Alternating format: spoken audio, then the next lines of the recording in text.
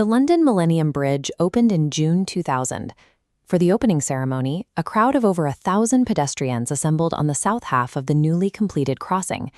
As the crowd began to walk, the deck developed a pronounced lateral movement. The sway quickly intensified until pedestrians had to stop walking and cling to the handrails to retain their balance, forcing authorities to restrict access immediately. 2 days later, the bridge was closed. Research identified human biomechanics as the primary cause of the instability, following data that ruled out structural flaws and weather effects. Fixing this failure required engineers to thoroughly investigate the dynamic forces that large groups of people exert on static architecture. This data visualization compares the exact movements recorded on opening day. The center span was swaying 3 inches sideways every second, while the south span oscillated 2 inches every 1.25 seconds. The bridge had been decorated with large flags, and a force 3 to 4 wind was blowing. Engineers initially suspected this wind buffeting was exerting excessive lateral force on the banners.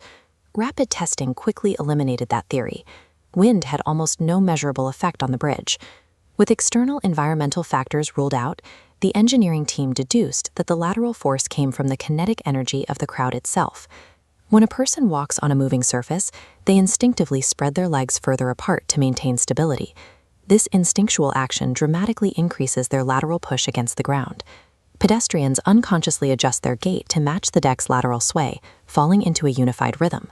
This synchronization magnifies the motion. The combined sideways push of hundreds of people quickly overrides the bridge's capacity to absorb the force. Existing engineering literature lacked precise data on this specific crowd dynamic. A fast-track research program engaged universities to quantify the exact lateral force a walking pedestrian exerts. These schematics detail the 2 distinct methodologies deployed to capture the data.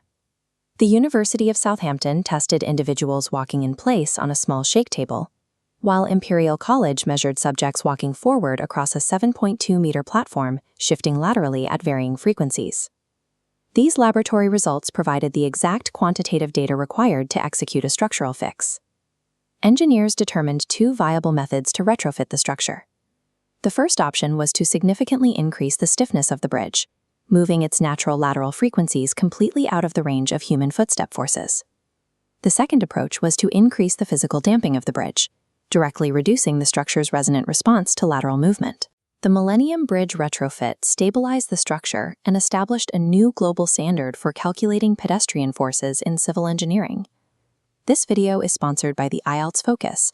For more information, contact them at Zalo 0847 705 973.